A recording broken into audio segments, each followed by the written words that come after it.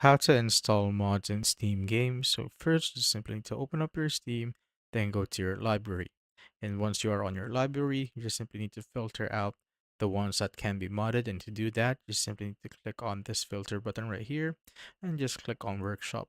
So here on the top will be the games that can be modded. And let's say I want to mod Dota 2, click on Dota 2 or any game that you want. Now just simply click on Workshop on the bar right here. So there's a list of options here just below the play button, and just click on Workshop. Now once you're there, so this will be different for every kind of game. So for Dota 2, it will look like this. And you just need to scroll down. So let's say you want the most subscribed or the most recent one.